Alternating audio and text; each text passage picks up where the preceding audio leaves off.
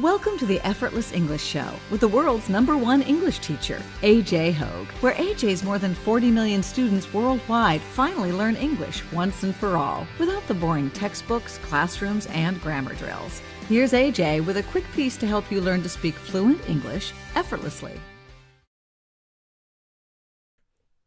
I'm AJ Hogue, author of Effortless English, Learn to Speak English Like a Native. Speak English like a native. How to energize your English learning. This is a major problem, right? Because even when we use great methods, even when we have lessons or courses that we like, we can get tired, we can get a little bored while we're, studying, while we're listening. So it happens. It's natural. It's normal. So it's nothing to worry about. So you need to have some methods to keep yourself energized, because if you're tired, if you're sleepy, if you're bored while listening, while studying, you don't learn as much, right? You're not really focused. So, you've done this probably. You're listening to English, maybe a lesson or something, but really you're not listening, right? You're thinking, your mind is moving somewhere else. You're thinking about other things. You're looking at it, you're not really focused on it. Your energy's low, or you get kind of sleepy, right? Where you're kind of half awake. You're listening to the audio, but you're not energized. You're not focused, right? This is normal. Happens, it just happens. It's normal. Sometimes some people have a lot of trouble with this. And for some people, this is more of a smaller problem, but I think everybody struggles with this at some point. So let's talk about it. Energize your English learning. Get my courses at effortlessenglishclub.com, effortlessenglishclub.com. On the homepage, you can get my Power English course. That's a great one to start with. And if you're more advanced, you could get my VIP program. Or if you have a specific need, if you... if you want to work on pronunciation, I've got a pronunciation course. If you need to focus on business English, I have that. So all my courses are on my only official website, effortlessenglishclub.com, effortlessenglishclub, C-L-U-B, club.com. Alrighty then, let's talk about it. Energize your English learning. How can you do it? So you got this problem. You're tired. Maybe you're just busy and you're tired. How do you wake yourself up and stay awake, stay energized while, let's say, listening to audios? You're listening to one of my courses. My courses are audio. So there's a couple things. Number one, you will notice in my courses, VIP and Power English especially, in those two courses, I'm always telling you in the courses, wake up, move your body, right? Those of you who have done Power English, it's kind of almost a joke. You guys laugh about it because I always say, shoulders back, chin up, right? Big smile, right? So using your body. This is very, very important. This will wake you up, okay? Because we have kind of a low energy posture, right? A way of standing or a way of sitting, and we have high energy ways of standing. And low energy is when your shoulders are kind of forward. If you're watching me on video, right? And of course your head is down. And this is, right? This is the position of being tired. This is the position of looking tired. Even if you're in a big room, you look across the room, you see somebody you know, right? You can tell if they're really tired, right? Maybe they probably have their head down. Maybe their eyes are kind of half open, half closed. Their shoulders are down and maybe a little forward. Maybe they're bending forward a little bit. Right, and that looks tired, right? And then the opposite of that is, of course, shoulders back, chin up, head up straight. So you're looking straight or even up a little bit, right? Your shoulders are back, your chest is out. And this is a posture, a position of energy, of focus, right? That's why in the military, right? The military, when they line up, they don't just stand around with their shoulders down, right? They have that look, that military look where their chest is out, their shoulders are back, their heads, right? They're looking straight ahead, chin is up, right? It's an energized, strong posture. So at the very least, this This is the first thing you can do, is to force yourself to use a strong posture, a strong position while you're listening or even while you're reading. So this is number one. If you have to sit for some reason, maybe you're on a bus, right? And maybe you're on a train. So maybe standing up and moving around a lot is not really possible at the moment. At least put yourself into a strong posture, right? Focus on that. Realize it. When you find that your shoulders are dropping and your head's dropping, you'll feel your energy dropping. You'll start to get a little sleepy. You'll start to get a little tired. Correct it. Pull your shoulders back. Exaggerate it. With these things, we need to exaggerate. It means we do it too much. We do it too strongly, right? It's not natural.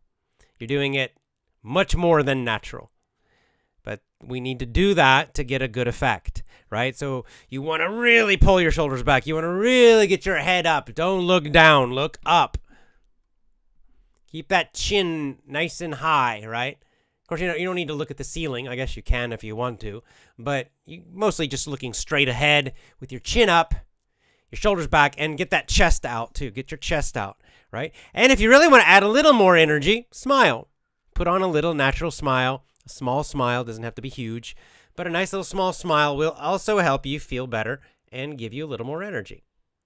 You may be surprised that just doing this again and again whenever you feel tired can energize you while you're studying, while you're listening. It might give you another 5 or 10 minutes where you feel good and you can focus instead of just getting sleepy, right? And you just keep doing it.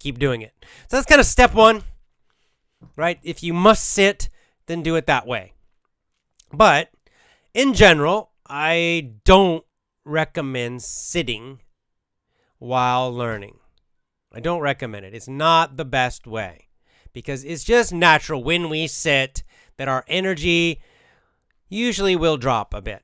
It's natural to start getting a little tired, a little sleepy if you sit. Sitting's really not healthy.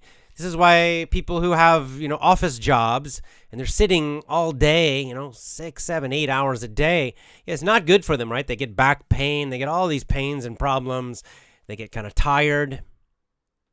I've had office jobs in the past, and I've had other jobs where more physical jobs, where I had to work physically, like loading a truck or something. And honestly, I find that the office jobs were the most exhausting. They made me the most tired.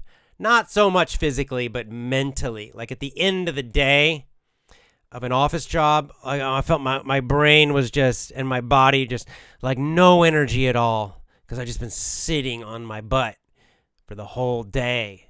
And then do it again and again and again. I hate those kind of jobs. Always hated them. And when I had those jobs, it was miserable. Right? It just sucks all the energy out of you. So what I'm saying is this. The school way of sitting in a chair while you learn is terrible. It's terrible. It's the very worst way to learn anything. So what I'm saying is stand up and move. Stand up and move your body while you're learning. And I mention this again in my courses, especially Power English and VIP. I'm always telling you, stand up. I want you to jump. I want you to shout sometimes. Not always. But when you feel tired, when you're just starting the lessons, stand up and actually jump in the air like you're excited about something. Yeah, you're celebrating something, right? Your hands above your head, looking at the sky, jumping, feet off the ground, smiling. Yeah. You can just do that, 5, 10 times, and you're going to feel your body will energize. It will wake up, even if you're very tired, even if you've had a long day. Doing that little bit, jumping up and down, then listen to the lesson, right? Maybe you might have headphones or you might be playing it on speakers, but listen to the lesson. Do the mini story, for example, if you're doing one of my lessons.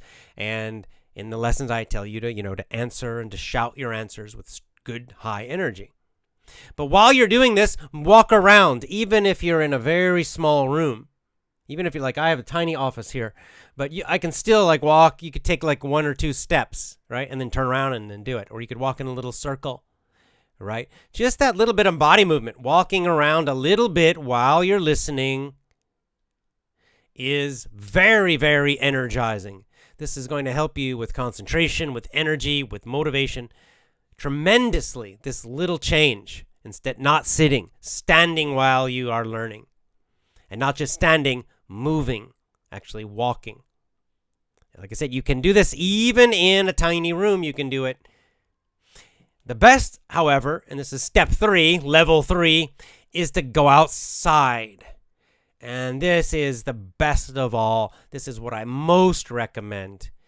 Whenever you can, if you put on your headphones with your phone or your iPod or whatever you use, put on your headphones and go outdoors and go for a walk while you are listening to Effortless English.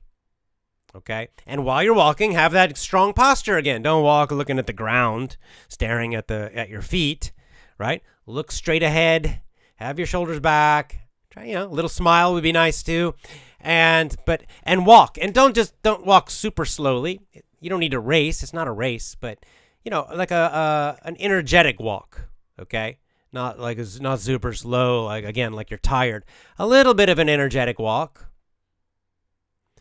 And this is going to energize you the most because you're outdoors, so you're getting some visual stimulation, right? You're seeing things, you're looking around, you're seeing things, you're getting light. Even if it's at night, you're getting street lights and things, or the moon, or the clouds. And it just wakes your mind up. It wakes up your mind much better. And of course, the physical movement gets your blood going, your heart going. This wakes up your brain. And you will find that you can listen much, much longer when you're walking outdoors than sitting in a room in a chair. Huge difference. Huge difference. Some of the best listening I ever did for language learning was listening to Spanish while I was in Spain walking on the Camino de Santiago. So I'd be walking every day, and I didn't listen the entire time, all day long, but in the mornings, my friend and I, Joe, we would start our morning with 1 or 2 hours of Spanish. So we would put on our backpacks, leave our guest house and go walking on the Camino, the path. And while walking, we would both have our headphones in and we'd listen to Spanish for, 1 to 2 hours. And that was the beginning of our day. And I found I was, easy to focus. No problem. Didn't get bored, didn't get distracted, not tired. It was super easy because I'm energetically walking, and it was in the morning. It was perfect. But at other times I've tried listening, to it doesn't matter what it is, anything's, Spanish language or even not language, just trying to learn anything. Sitting, maybe a little bit in the evening time, and maybe 10 minutes, start getting, can just feel your whole body getting tired, and you can feel your mind starting to get distracted, right? It becomes harder and harder to focus, and you just want to quit. Sometimes, after 5 minutes, I don't want to do this, right? The motivation immediately is gone, no energy, right? It's a big difference. And actually, one more point, which kind of connected to that, is that the time of day can also be important. If you got to find the time of day when you have a higher energy. Usually all of us have certain times of the day where we feel like more awake, and we have other times of day where we feel more tired. So, in the evenings you might feel kind of tired. You've had a long day working. Maybe that's not the best time to do most of your listening. Maybe when you first wake up in the morning is better. That's when you have the best energy. Or some people are, hate mornings, and they're really slow in the morning, and they might find that, maybe afternoon is better. Maybe mornings are not good either. So you find that time. That also helps, is choosing your time to do the most. You can do it a little bit all day long, but, during your best time of the day, try to do extra. But the main thing is to get outdoors and be moving your body. Outdoors moving while you listen, right? That's why I don't use, there's another reason not to use textbooks. If you're using a textbook to learn something, anything, you almost have to, right? You're forced to sit. And this drops your energy and focus very quickly, and motivation. But if you can do it with audio, listening to your headphones, Then you can get out and you can really go for a nice walk. If you've got a nice park near you, if you live in the countryside, that's awesome. You can be out walking in a beautiful environment. But even in the city, you can still walk and look around, look at the buildings, look at the people while you're doing it. It's energetic. It's much, much better. Move and get outdoors while learning. And, I really kind of just woke up to this also with my own children who are they're 4 years old, and I'm doing homeschooling with them. And this is also true for teaching, because I realized that the last year, not really, I guess, especially the last several months, the winter time, I realized I've been sitting indoors with them a lot, teaching them reading and reading books to them and all these different things we do for homeschooling, learning numbers. But, and they're okay, but I realized that I, as the teacher for my kids, I was getting bored. Right? I've been kind of almost not quite depressed, but really bored and frustrated just because I just feel like I've been stuck indoors for the last 4 months all the time, and it's just making me crazy. And I realized, well, I'm homeschooling. We don't need to do it like a school. Like I need to follow my own advice with my kids. So I realized, let's do it outdoors. So now my idea with my kids is I'm going to homeschool them, teach them, but we're going to have an outdoor class. We're having outdoor learning. I'm going to do all of it outdoors, the focus part. We still do things in the house, of course, but I'm just going to get a backpack. I'm going to fill it with their books. I just bought a tarp. A tarp is, kind of like a tent, but no floor. And what I'm going to do, I'm going to take them to this really nice park that is big, and we're going to put up our tent, our tarp, so we have a little roof from this blocking the sun. And we're going to do reading and writing and numbers and do all our learning outdoors in the park. Of course, if it's raining hard, we won't be able to do it. But on all the days that have decent weather, I'm going to teach them outdoors because I'm so much happier outdoors. And I'm more energetic, which means I'm a better teacher. So this is also true for teaching. Get outdoors. It'll make you a better teacher, more energetic, and I think it's good for your students too. My kids love being outdoors, so I'm not gonna do all that stuff anymore at home. I'm gonna do it out of the house. We're gonna go out, and every day we'll just take lunch, have a picnic, and we're gonna do reading and writing and counting and all the homeschool stuff I want to do with them, and we're going to do it outdoors. And then when we finish that, we're already at the park. Then we can go out and we can, look at plants and bugs. Right now we're learning about ants. So, we can read books about ants in our little tent. And then let's say, let's go look for ants now. And then put the books away, and then we go into the park and we start, we can start searching and digging in the dirt and looking for ants. And so get outdoors. There's no reason that, as an independent learner, you don't need to be stuck in a room sitting in a chair. It's the worst place to learn. It's the worst position to learn. So with English and really anything, get outdoors whenever you can. All right, let's get into our comments and questions live. And just first of all, good to see all of you. And everyone's saying hello, hello.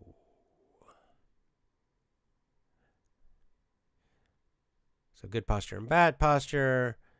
Hey, Sarah, good to see you. She said, I need this topic because I have been too lazy. Yeah, I have my moments too. I understand.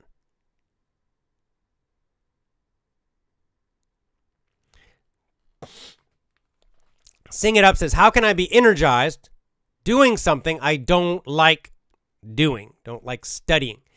Well, this is a serious problem.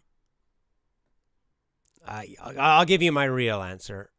Meaning the most honest answer. And the most honest answer is you need to find a way to enjoy it somehow. You need to find somehow something about it that you will enjoy. Because the truth is, it's very, very hard to be energized long term about something you really dislike. Right? You can do it in the short term. There's lots of tricks. You can do the jumping up and down and energizing yourself. You can do all these things, and this will help short term, for maybe a few weeks or maybe a few days. But But long term, something like a language like English, you need years of doing this, right? Months and months, at least, a few years. If you really hate it, it's hard to do. And I'm just, this is my answer, because I have found in my own life that if I really dislike something, or actually if I'm bored, this is my weak point is I get bored. So if I'm bored, I can't keep going. I quit. When I get bored, I quit. I can keep going for a little while, but then to keep going, months and months and months, when I'm really hating it and really bored, I don't have a good answer for you, because the truth is that's very, very, very difficult to do. But if you can find a way to like it, then you don't need the motivation. Then it's easier. Actually, it's pretty easy. So say with English, there's a lot of ways to learn English. So, some of you need English. You don't really want it, but you just need it for a job or school or something. So my recommendation is find something about English that you enjoy. Maybe it's movies. Maybe it's some kind of pop culture. Maybe it's reading some kind of certain kinds of books. Maybe it's something on the internet. Maybe some kinds of YouTube channels. Maybe it's a specific podcast or specific people you really like, and focus on that and not on the other stuff that you hate. Can we apply the same with studying, walking, and reading books? Asks Kamalakanan. It is more challenging reading, obviously, because I think you can do it. What you can do with reading, you can stand up and read. You can stand and you can kind of move your body a little while you're doing it in the house, right? So you could have they have these things called standing desks, but you could just use a tall table or something, right? Or if you have a normal desk, put a box and then put the book on top of the box. And then you can stand up and read while you're standing up. And this would help you stay energized, and you kind of move, don't just stand still. You can move from your body, move your body around a little bit. Actually, walking, I think, may be more difficult. Again, maybe in a room, if you're just walking in a circle a little bit, you could do that. Outdoors, you got to watch where you're going. You're probably going to fall down, right? You're going to walk into somebody or walk into a car. Probably not a good idea. So, but standing up, like doing it, standing up in your house, try that. Or even if you don't have to do it all the time, just stand up for when you find yourself getting sleepy, stand up and read while you're standing. I think it would help. Action Movies says, is it better to watch a movie in your own language or with English subtitles? I would say with English subtitles is probably the best, especially you all at your level. You should use English subtitles most of the time, unless you're just trying to enjoy the movie. Yeah, Vladislav gave a similar answer to the guy who's saying, it's tough. I remember my school years. It was difficult to force myself to study something I didn't like, and especially if I didn't understand it. Yes, indeed. Olga says, hello, AJ from Ukraine/Hawaii. I assume you're from Ukraine in Hawaii, which is the best place in the world to be. Hawaii is great. How often do you release a new podcast on Spotify? I'm sorry, this is my fault. I have, 5, 6, or 7 shows now that I did on YouTube. They're not on the audio podcast yet, Spotify, iTunes, etc. That's just me because I have to upload them separately. And I've been just busy and frankly a little lazy. So sorry about that. I will catch up. I'll start. I got to edit them a little bit. It takes a little time. With YouTube, I can live stream, so it's really simple. With the audio, I have to take out the audio and from the video and edit it a little bit, and then upload it again to the podcast, the audio podcast. So this just takes time, each one of those, and that's why I haven't done it yet. So I'll catch up, and you'll get a bunch of these shows in the audio. Fernando Diaz, good to see you, says, I agree. The best way to not fall asleep is doing some exercising, walking or moving. I have to write before I take a nap. Adi the Thai says, good afternoon, AJ. Speaking of Adi, so Adi is in the past has mentioned, he'll be at the gym listening to this show, listening to English while he's, I don't know what he's doing, right, on a bike or treadmill or possibly lifting weights. So, that's also a great idea. You'd go to a gym. I mean, you're really going to stay awake. It's hard to fall asleep while you're working out.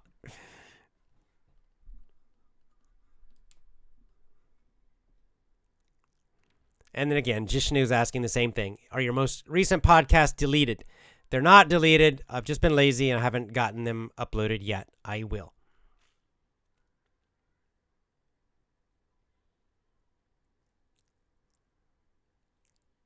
Vladislav says, I used to listen. I listened to your lessons that way. I walked to my work 7.5 kilometers from my home. And I listened the same way from the job when going back home again. Yeah, right. So he had 15 kilometers total of walking each day. And while walking, was listening to English. So, of course, it's a good workout. It's nice. It's really good for your body. But that's a lot of time listening to English. And, he's not falling asleep while he's walking. So it's perfect. It worked very well, he said. Lily White says, could you please tell me your opinion about the book Benjamin Franklin's The Autobiography of Benjamin Franklin, recommended by John T. Gatto? Do you think it's worth reading? Does it have life lessons? Yeah, it's interesting. I haven't read it in a while, but it isn't. Benjamin Franklin was a very, very interesting man. Very famous. All Americans know him. He's one of the kind of the famous heroes of America, the beginning of America, the Revolution. And he taught himself to read. He did a lot of amazing things. Started a newspaper, and then he became he was a diplomat after America won their independence. He was a diplomat. But he did all kinds of things. Very interesting guy. So he's definitely it's worth reading. Try it.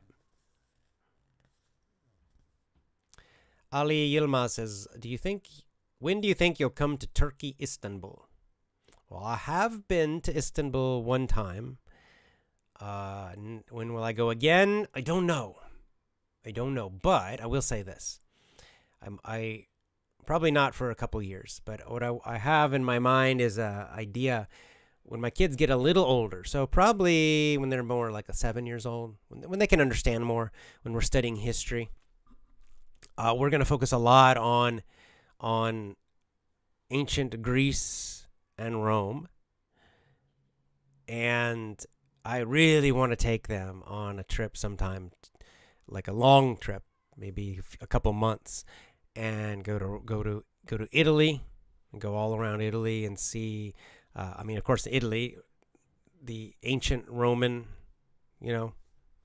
museums and locations and all that stuff. It's fantastic. It's really interesting to me. And also, of course, the Renaissance and all the rest of Italian history too. And then go to Greece and do the same, especially the ancient Greek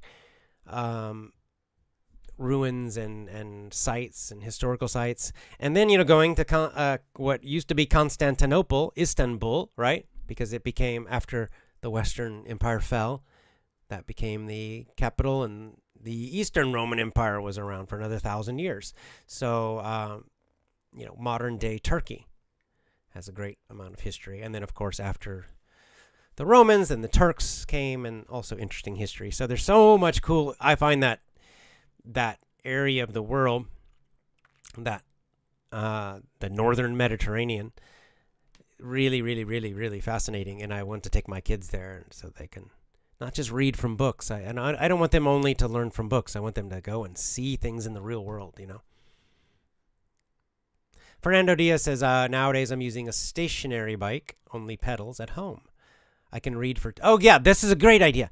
I can read 2 hours in the morning, 1 at night using this machine.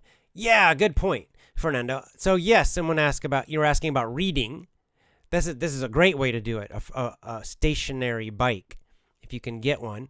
If you can afford one or you have space for one in your house, this will be a great way to read and really keep yourself energized, because you're doing the bicycle, right, in your house, and then you can have like a little stand, a little table where you can put a book or something, and you can be reading and then doing the bike. You don't have to do it super hard; just do it a little bit.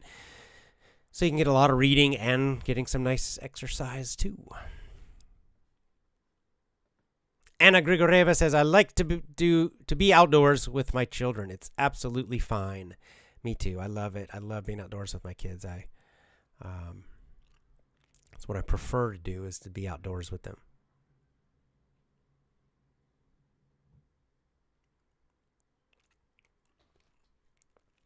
Someone says, how do I improve my English understanding? I have some courses to study programming, but I can't understand the teachers. On the other hand, I understand you very well.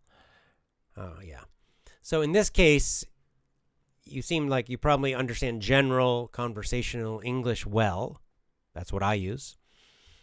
But then you have this kind of very specific kind of English, which is about programming. I assume you mean computer programming. Coding. And here's the problem.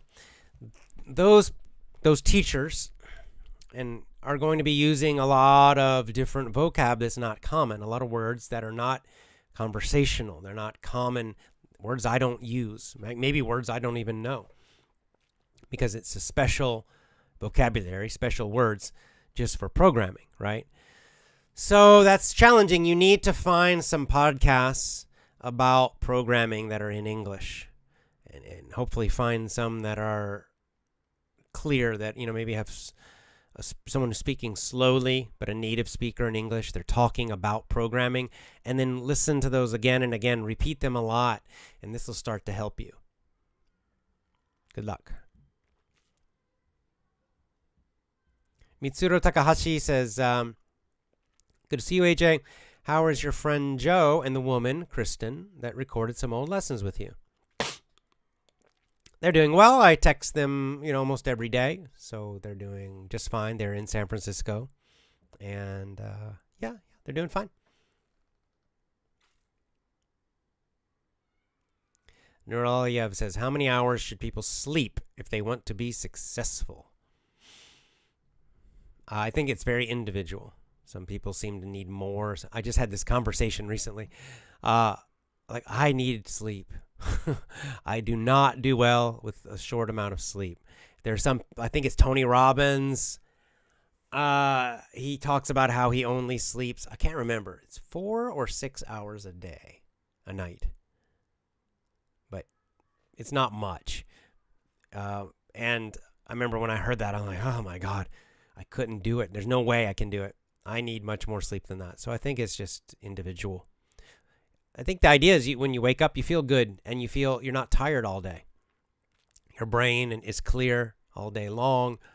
And of course, other things affect that, like what you eat and exercise. But, you just got to find whatever it is for you. If you need 10 hours of sleep and you get 10 hours of sleep and you feel fantastic all the rest of the day, then sleep 10 hours.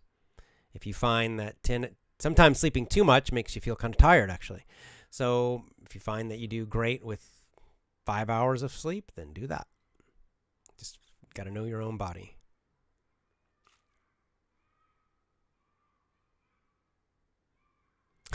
Anna, with the interesting question, again says, I've always wanted to ask you one question. Do you know any Russian songs? Could you sing or pronounce some words? I'm happy to hear. I know zero Russian. I'm trying to think of if there's I think I've probably heard something in movies, maybe. Das Vidanya? Is that it? I basically no, I don't. And I just know I guess it's the Russian national anthem. Da, na, na, na, na, na, na, na. That's all I know. This is just from movies, right? So basically I know zero Russian, and I don't know any Russian songs, so send me something on Gab. Send me a link to a YouTube song if you like it. And also from Russia, and is it Seprin? I can't pronounce the Cyrillic either. Hi, I'm from Russia. You are the best. I often go to the sea. Ah, great. And live there for some time in a hotel to get more energy and motivation. Yes, yes, yes. I agree with you. So this is the other thing.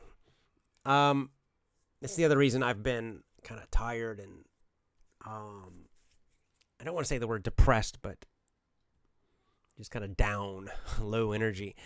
because I've been stuck in the city for a long time, and I've found I'm not a city person naturally for various reasons. I live in a city, but I absolutely, this is especially important if you live in a city, is get out sometimes. Maybe, like for me, I need to do it about every month or two. And if I do that, then I feel much better overall, all the time. But if I go 3, 4, 5 months just in the city, and I don't get out, then it starts to make me kind of crazy and tired and low energy. And exactly right. So there's 2 places to go that I recommend. 2 places I love. It's the sea, the ocean, or a forest, mountains, right? Usually mountains, or just forest, lots and lots of trees. So these 2 kinds of locations, you also will find, nature can energize you. And if it's warm in the summer, you can get in the ocean and swim. It energizes you and relaxes you at the same time. If you're stressed and you go spend a few days at the beach and swimming in the ocean, you just find, you sleep great that in the night, and like it's just refreshing, and it also kind of energizes you in a way. It's wonderful. So absolutely, I agree. Get out to the ocean if you can, to the sea. Or if you're far away from the ocean or the sea, then maybe you can get out to the forest or the mountains. Also can be great. Nature, in other words. Get out of the city. Get out of the town. This will help so much. So much. I got a vacation planned. I'm going to take my son on a vacation in a couple weeks. We're going to go to... Not actually, it's actually a small town, but it's kind of up near the hills a little bit, and it's just getting out of this giant city. I can't wait.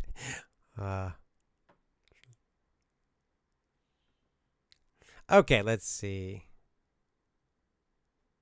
Yeah, Juan Manuel Garcia Ortiz says, I have tried studying English while walking, and believe me, it's the most effective way to learn. Me too. Yeah, Max Kirkobet says, hi, AJ. I felt that movement is very important when I started the Power English course, your Power English course. That's right.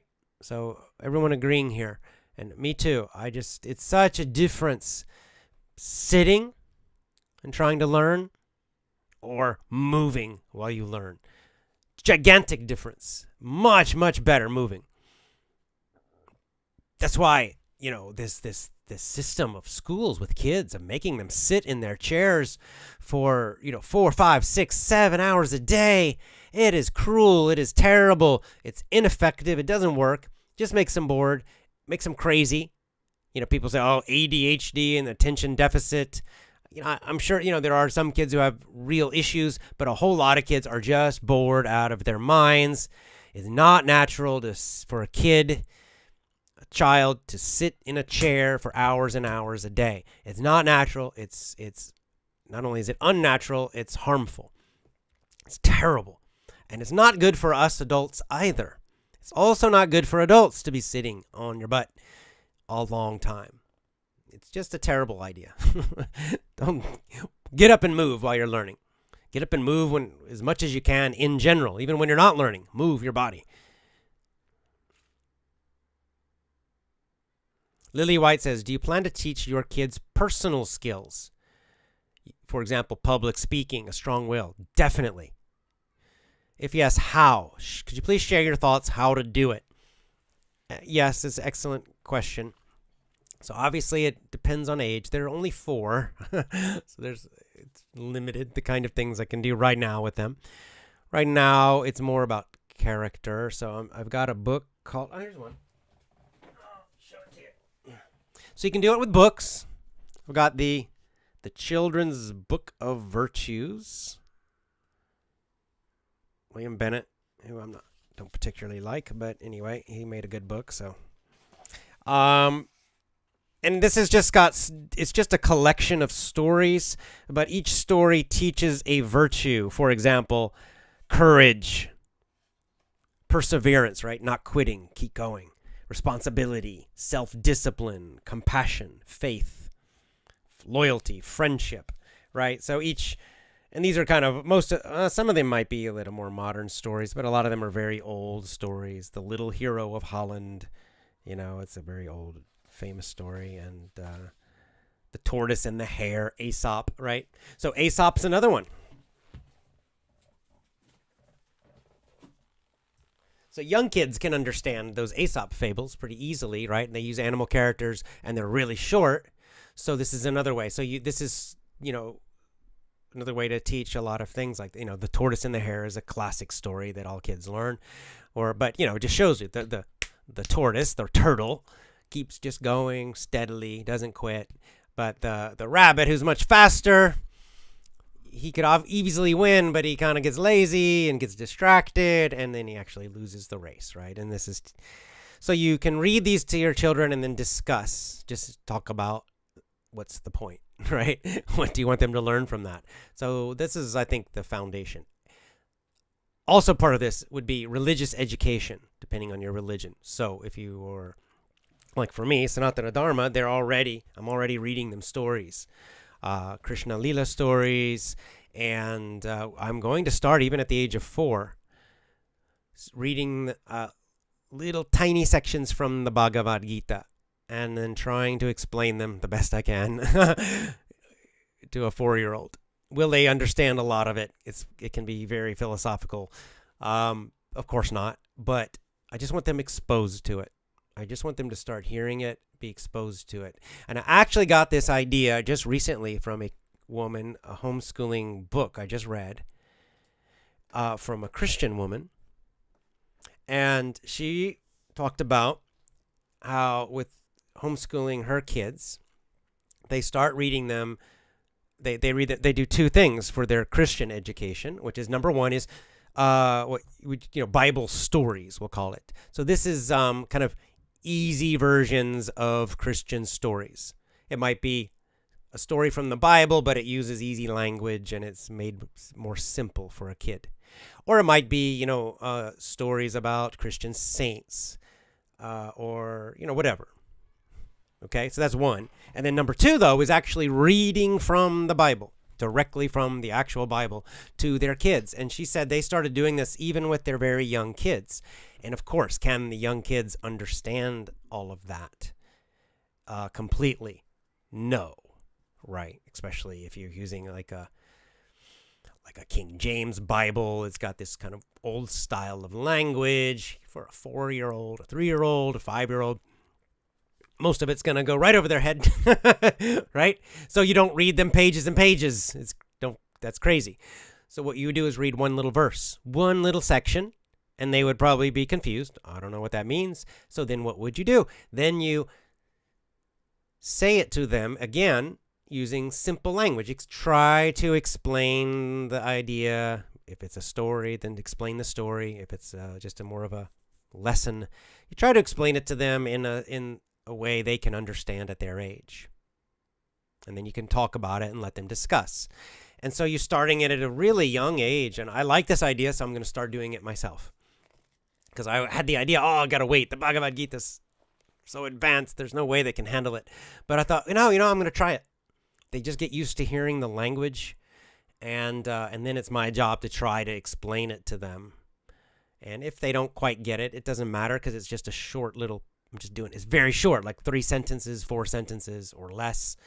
So it can be done in 10 minutes a day in the beginning at this age. So that's something I'll be doing too.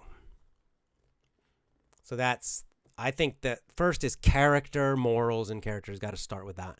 Then, and social skills, like this is where you're teaching them, at this, again, at a young age, you start by just don't hit your brother, don't smack each other in the face.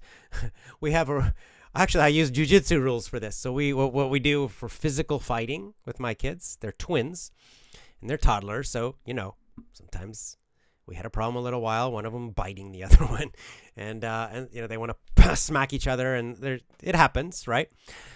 So what we do is we have a rule is jujitsu rules, which means so no hitting or kicking or biting. If you want to be physical, you can wrestle each other, but if the other person says stop or taps, right now they just say stop. you must stop, right? So that way they can be physical and wrestle around and have fun, and they love doing it, as most kids do. So they can be physical and be a little bit aggressive, but they have to control themselves. They have to stop. When one of them, it's too much, when one of them doesn't want to do it, they have to stop. And then, of course, it's my job or my wife's job to actually make them stop. Sometimes they don't want to. And then when they, if they hit each other, if they get frustrated with each other, then we're just there to say, okay, no, we're not going to, when you're mad, you're not going to hit each other. You need to talk about it. At a higher level, what I plan to do, we'll see how it goes when they get old enough to understand, teach them more like real techniques of conflict resolution, right? There are actual little, ways of, if you have a argument with someone, how do you solve that argument? Teach them that kind of social skill. And then finally, those kind of success skills Lily White mentioned, public speaking. I will teach them public speaking. Absolutely, I will teach them. How will I do it? Probably with books. Book club. We'll just do a book club. So we'll read a chapter of a book. Let's say we read one section of the Odyssey, right? Homer.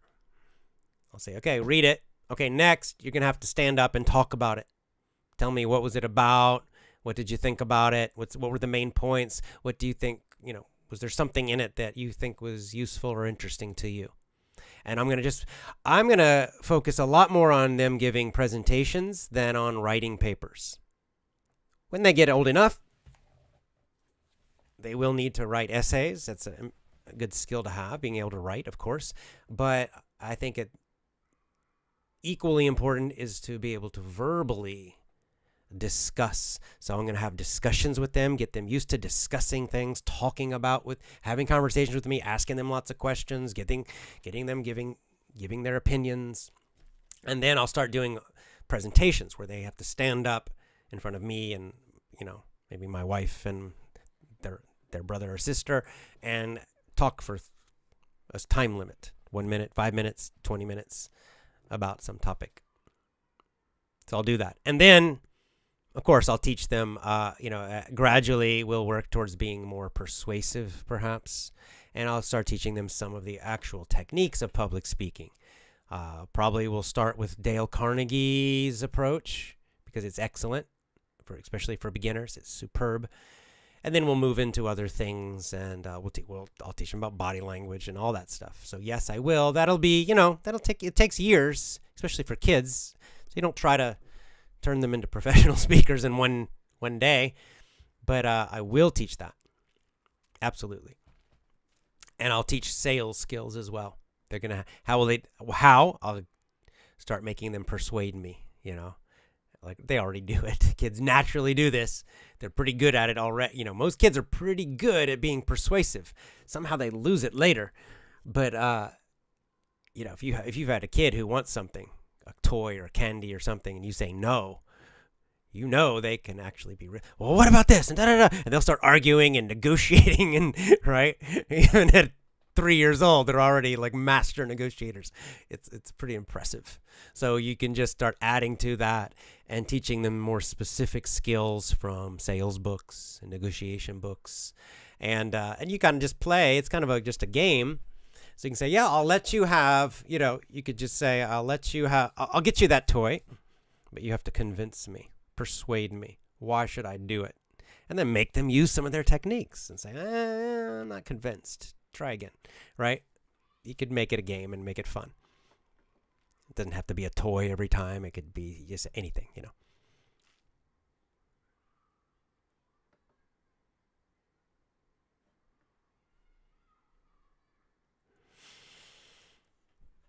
Okay. Hey, Nasser, good to see you. Mary Poppins is that profile name, says, I like cooking and learning English at the same time. Great idea. I use my earphones for listening to podcasts in English. Yeah, great. See, that's something you have to cook, right? You got to make some food, and especially if you enjoy it. And if you've got, you could either use headphones or just play it with the speaker if everyone else doesn't mind. And then you could just be doing it, and you're getting some good listening. You might be a little distracted sometimes while you're cooking, but it's still great idea. And you're up and moving and doing. It's really good.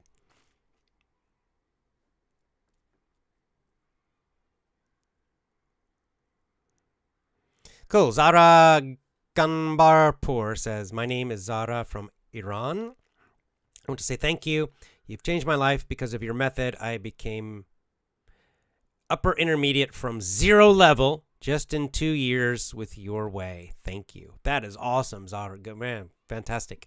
Keep going, and you're going to be upper level. So that's great. That's fast. Really good for you. Some of you guys are really amazing.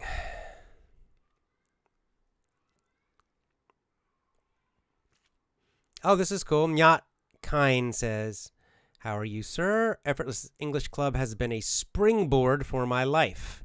Because of the English you gave me, I've got a lot of opportunities in my career. I'm a seaman, right? So, works on a boat. Cool. Hin says, during the last 2 years, we started homeschooling our 2 daughters, 8 and 10 years old. We live in an island beach. Oh, lucky you. Next door, we have friends around. They play outside every day. My husband is a science teacher. That sounds awesome. It sounds a lot like my friend Kenny. That's really great. Wow. Oh, living on an island beach. That's the way to. I bet they love it.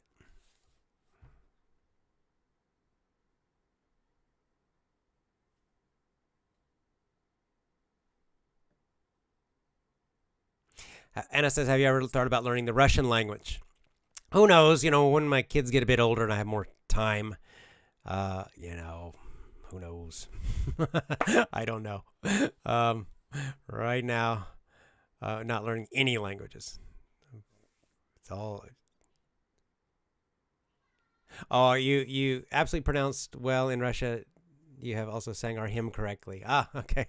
I love that hymn. That hymn is awesome. Better than the American one, I think. There's something. It feels Russian. The national anthem of Russia fits them. It's majestic. The American one's all right, I guess. Except that it's about it's about those darn Yankees. Again. So Southerners. As a Southerner, something about it I don't totally like.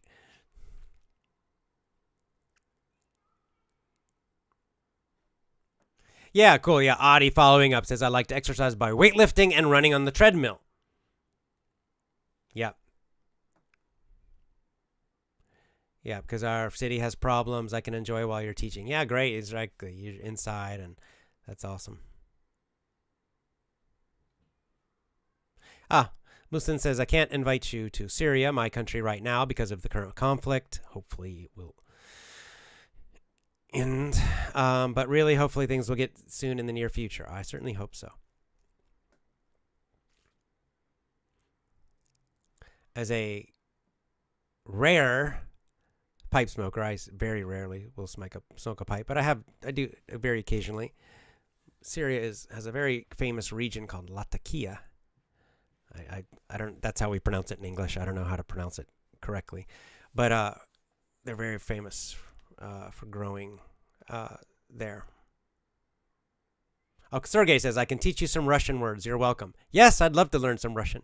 I'd like to visit Russia sometime too. Yeah, so Imar says, when I woke up today, I didn't want to do anything. My energy was 0. But I just forced my body to move. As a result, I went out for cycling and my energy began to raise. Now I feel excellent. You'll find this. I find this too sometimes that actually even today this kind of happened that sometimes you wake up or you just you don't feel that great. And then you force yourself to do this, right? You force yourself to go for a run or a walk or go to, like for me, I'll go to jiu-jitsu. And there's some days I go to jiu-jitsu in the mornings and I really don't want to go. Right? I'm just like, I'm tired. Even the starting of the class, I'm just kind of low energy. I don't feel good today. But then somehow by the end of the class, I walk out of the door and I feel alive again, right? Like I'm energized. So we have this idea that somehow like just resting a lot energizes us, but that's not always true. It is true somewhat, but if we get too much rest, if we're sitting too much, that actually makes us more tired. Sometimes what we need is actually movement. Ah, cool. Mitsuro again, Takahashi-san says, are we going to have any challenges this year? We need to do a fasting challenge. I need to lose some few pounds. Me too. Fasting alone is more difficult with everyone here on the channel. Good idea. Good idea.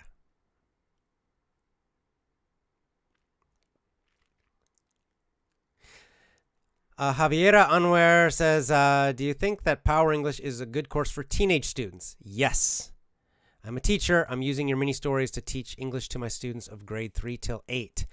I would think Power English would be great for teenagers. I think they would be perfectly fine for them. Yes. What about starting a new fiction book club? Yeah, I have to think about that. I don't read as much fiction nowadays as I used to when I was young, but Kinji Fujita says, my name is Kinji Fujita from America. Hey, hello, Kinji. All right, a couple more, and then I'm going to go. Yeah, we're almost to an hour. Almost time for me to go. Mr. Samon Abduli says, have you ever watched Thai boxing? Yes, I have.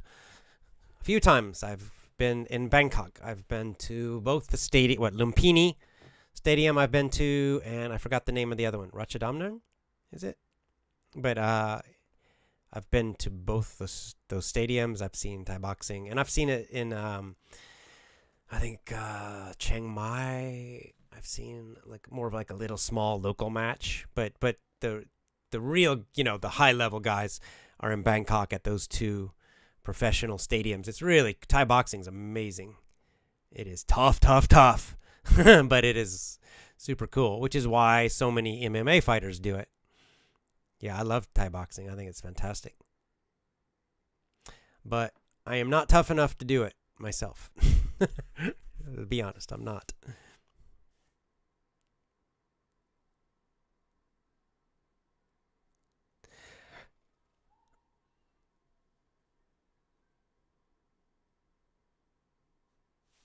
Oh, Vladislav says, I suppose you can make a live show about your kids, their homeschooling issues, how to fix them, your expectations and reality. Some people think you can do one way, but you have kids, you'll do another way.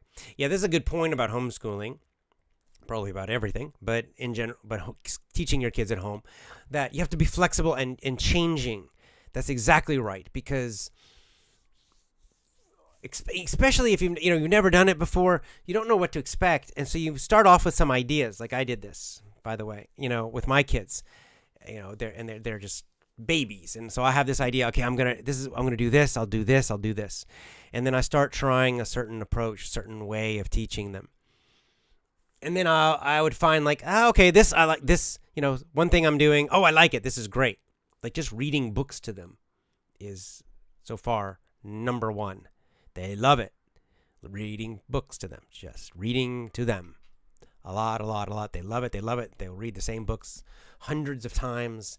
They bring me the books constantly. That is the best, and it's super. Now, I've tried some other things and, experimented, and some of them have worked a little bit. Sometimes they'll work for a while, meaning the kids like them, and then they start getting bored, and I'll stop. So I've done flashcards. For example, phonics flashcards, where we do flashcards with, I'll show the letter, H, and they say the sound, right? And I'll show them M, So we've done that. We'll do that but they'll get kind of bored with it after a while. So typically what I've done, instead of doing it constantly, is we'll do it for a couple weeks, and then when they start getting kind of bored with it, I just put it away and we stop it for a while. One of the best things I found actually that worked really well for learning the letter sounds, phonics, is there's some songs on YouTube. We found this one guy, his name is Jack Hartman. Really good. I love his videos. Jack Hartman, and he makes simple educational songs. Right. So for example, he has a lot of songs, so many different kinds of the letter sounds, right? Right. A is for apple, apple. B is for bumblebee, whatever. He's got a bunch of them with different music and some little, maybe not a lot of cartoons and stuff, which I like. I don't like it. It's mostly him just singing it. But my kids love it. They love it, love it. So we've done there's one called Animal Rock, Animal Alphabet Rock. Do the animal alphabet rock. Learn the letters and sounds. And then he just goes through every letter and does the sound. And so my kids that's probably the number one thing that worked, that my kids love, and they still listen to it now. They just, these little songs, and they learn the whole alphabet that way. Both of them learned all the letter sounds. I'd say it was probably 80% of it came from the songs and only 20% from the flashcards. So I had in my mind before, I'm going to do all these flashcards. It's going to work great. And so-so. So-so. It's okay. So you just adapt. You just change. When you try. This is the same as a teacher, by the way. When I was teaching in classes, I would just try stuff. And some of it works. Some works for a short time. Some of it doesn't work at all. The students don't like it. It doesn't help them. So you just throw it away and you move to something else and you keep trying things. And you find what works for you. Sometimes it's also you as the teacher. What do you like? What are you good at? What fits you and what doesn't? And it's also your kids, right? And then, of course, the other thing is it changes with age. So something might work for a while. Like they had a period where the flashcards were great. They loved them. And then maybe a year later, their brains are growing and changing. Now it's boring. They don't like it anymore, right? And this is true for all different things. Same with books. They'll like a book for a long time, and then they just kind of lose interest. But then there's a new one that they start liking a lot, right? Another thing I've noticed is that, like when they were 3, so like in the last year, they mostly liked what I would say is called fiction books, just funny little story books. But recently, I noticed they still like those, but they also getting more interested in nonfiction. So like a book about ants, a book about trees, a book about animals, real animals, right? They're getting interested in that more now. So you have to just, but this is great because when you're at home, you have your own kids, you can just adapt, you can change things. Something doesn't work, just stop doing it. Try something else. No big deal, right? Just like I said in this show today, I found that teaching indoors too much, I don't like it. I'm getting bored, right? So that's also important. You have to take care of yourself so you're a good teacher. So like, I'm just going to do it outdoors. Why not? You can do anything you want. Mr. Simon says, have a happy afternoon from the Kingdom of Thailand. Thank you very much. Kapkun krap. Yeah, Anna Grigoreva says, I've already read some Aesop fables to my children. They're so curious. I translated the fables from your life lessons to my language. I'd like to find this book and read to my kids. Yeah, you can find, I'm sure, there must be in Russian, some collection of Aesop.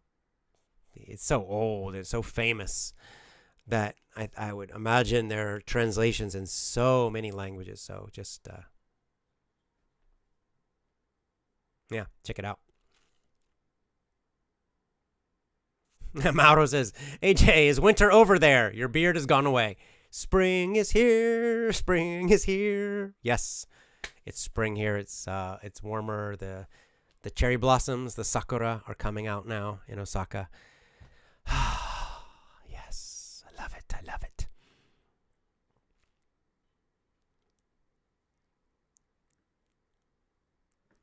Oh, yeah, Adi is confirming. I'm right. Lumpini and Ratchadamnern Muay Thai stadiums. These are the two stadiums in Bangkok where, at least that I know of, that are kind of the really big, famous ones where they have the big matches.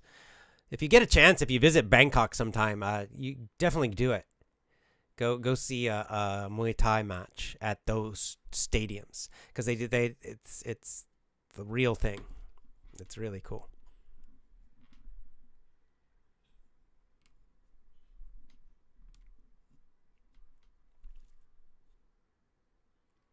Hung Design says, I have a 3-year-old child, but I want to homeschool her, but my wife doesn't agree. Keep working at it. You can, of course, at 3 years old, you should be able to do it because there's no school. So maybe you could make a compromise like, hey, let's just try it until they're 5 or 6, until first grade. And do the homeschooling, with your young child, 3, 4, 5. You can skip kindergarten. What do they do in kindergarten? Nothing. So instead, just teach them at home, teach her at home. And then if your wife sees your child making great progress at home, doing better than the normal kindergarten kids, maybe she might change her mind, right?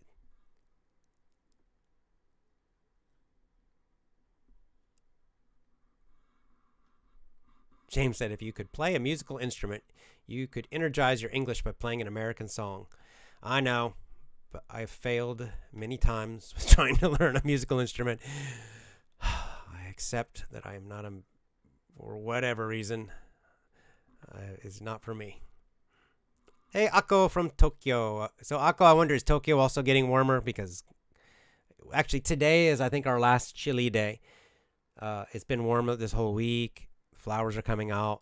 Today, it's rainy, a little cold. Not really cold, just a little. But I think it's getting warm again tomorrow, and I think we're done. Winter's done. Yes.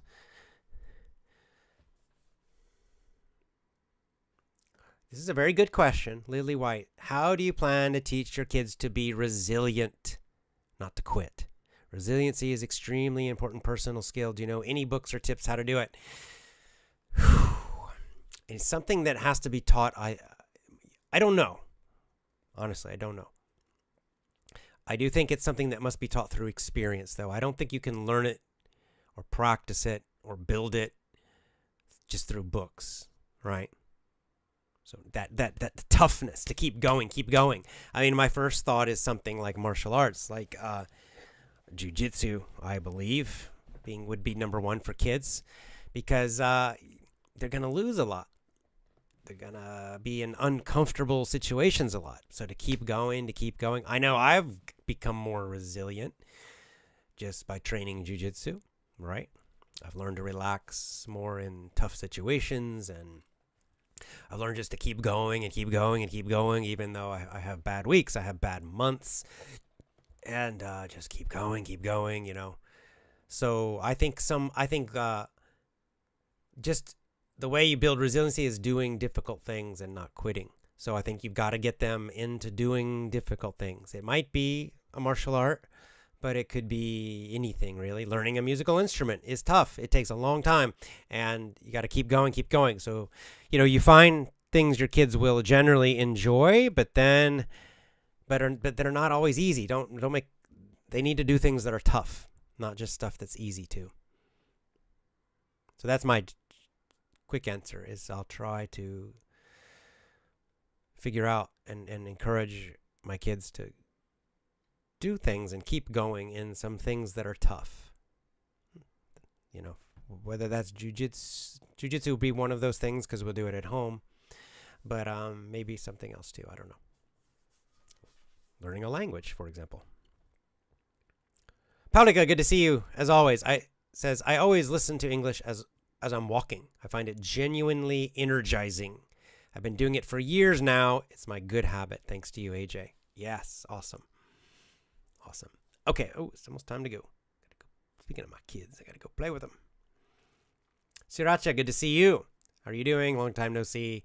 Good afternoon. Good to see you. Yes, I missed your show. Good seeing you. It's been a while. Berhana Afila says, how can I teach sales skills to my kids? By playing games. First you would have to, have them read some books. Depends on their age, but if they're over 8 years old, maybe, you could start teaching them techniques. Get some books on sales, teach them some basic techniques, and then have them practice them. Just, no pressure. And then start playing games like, the classic one, sell me this pen. And then, okay, and they'll be, what? Sell me the pen. Convince me. If you sell me the pen, I'll give you $1. If you do a good job. Give them a little motivation. And then, or I'll buy you your favorite, buy you some ice cream, or I'll do whatever. Do something that they'll like. But you've got to convince me. You've got to use these techniques. So come on. And then you start playing games like that. Role playing, in other words, where they're trying to sell things. I'm going to try playing around with that. I'll let you know how it goes. But my kids are too young for that right now. Olga says, can you drive, AJ? Yes, I've been driving since I was 17 years old.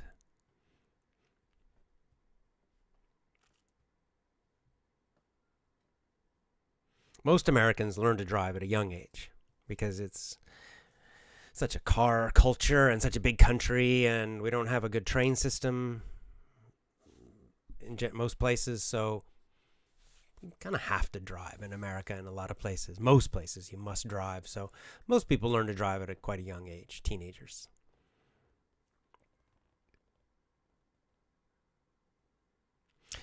Okay, I'm going to take this as the last question from Amina. In your opinion, AJ, in which age should we teach kids how to make money? I'm not sure yet because, again, since my kids are 4, I don't have experience doing it. So I can give you my thoughts, what I'm thinking, but you have to adapt, right? So maybe you say, I'm 5 years old, and then you try at 5 and nothing's happening. And maybe you just have to say, well, it's too early. I'll wait a couple more years. So what I'm going to do is I'm going to try by starting probably, let's say, age 6 or 7, maybe. There's a game, Robert Kiyosaki has a game, Rich Dad, I think, what's it called? Rat Race for Kids? Rich Dad, Rat Race for Kids, something like that. But basically, it's a book it's not a book, it's a game. It's like a board game. It's a board game designed to teach kids how to, understand money and start thinking about money and financial literacy, he calls it, basic financial understanding. And they learn it through a game, kind of like Monopoly, right? But this is a little more directly educational. So I think that's the first step, is to start with the games and find some games that are specific to kids, where they start learning the ideas of saving and investing and debt and things like that. This is the basics, right? So I think you start as young as you can. You could try it at an earlier age. I think my kids are not ready for that yet, but they're 4. Will they be ready next year at age 5? Maybe. One of them might be. We'll see. Maybe you could always try it with some of these games, and there might be other good games. I haven't researched it yet, right? Because my kids aren't quite old enough yet, but when I feel like it might be a good time, 5, 6, 7, 8, somewhere in that range, I would say. Somewhere in there, I'll probably try to find games. I think games is the way to go in the beginning. And then as they get older, then you start reading books about money, financial literacy. Because again, I think Robert Kiyosaki, Rich Dad, Poor Dad is a good way to start. It's a pretty simple book, but it gets them understanding the basics. And you could read Your Money or Your Life. Definitely, that's another one that I'll read with them. That would probably be a little older, 8, 9, 10, 11, 12, somewhere, in that range, maybe even middle school. And then at age around then is when you want, I want to encourage them to start their own businesses. Middle school. Will they be starting a massive tech company? No. like by that I mean selling gum or some little small thing that they can do. I don't even know what it would be yet, because they'll have to think of it too. But start finding creative ways to make money, and not a job. This is very important for me. You might be different, but for me it's very important that I do not teach my kids to get jobs. I don't want them getting jobs. I don't want them to think that the way to make money is only from a job. You have to go and just make someone give you a paycheck. I want them to think like business people, like entrepreneurs. So what I want my kids to learn is I want them to ask questions. How do I make money? How can I get people to give me money? What can I sell? Or what can I sell? A service or a product? I want them to think about what problems do people have that I could solve so they would give me money, right? A service or a product. That's how I want my kids thinking. I want them thinking like business people, or I want them thinking like, investments. How can I invest? If I have a little money, what could I buy that would make even more money, right? Not just spend money on toys and stuff. So this is my plan when they reach somewhere in that middle school to early high school age. By high school, I definitely want them making money, and not by working at a job. I want them making money as an entrepreneur in some way. It might be $1 a week. I don't care. I just want them doing it. Another thing you could do, well, I'm not going to get too long with it. I think that's the way to go. That's my plan, and then I'll have to adjust after I see how it's going.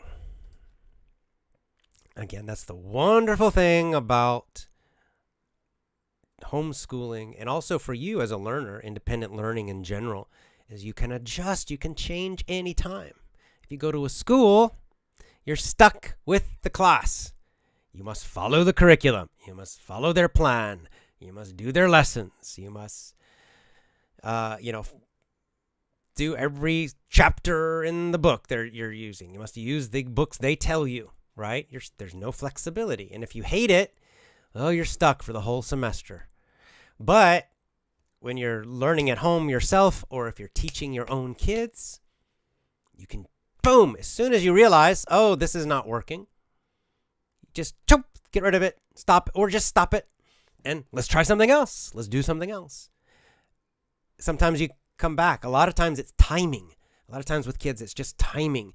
You try a book, you try a lesson, it doesn't work. They don't understand it. They don't like it. It might not be bad. It might be okay. It's just, maybe it's too early. So you just put it to the side, come back in a year, and try it again. And then in a year, it might just be magic. And oh my God, this is great. And they love it. So you never know, right? This can happen with books. You try a book, you put it to the side. A year later, you read it to them again, or they read it, and they love it. So this is great. It's so flexible with homeschooling, with independent learning. You can just change instantly anytime you need or want to. It's so powerful. The same with your English learning, right? You can just change it immediately. If you're not stuck in a school and doing exactly what they tell you to do, you can just, I'm going to try this course online, and you try it. And if you hate it, you just stop doing it and try another one immediately, right? It's great. Speaking of courses, effortlessenglishclub.com. All my courses are there. effortlessenglishclub, CLUB.com. Get them there. Mwah. Lots of love to you all. Spring is here in Japan, and I'm so happy. So I'll talk to you all soon. Lots of love. Bye.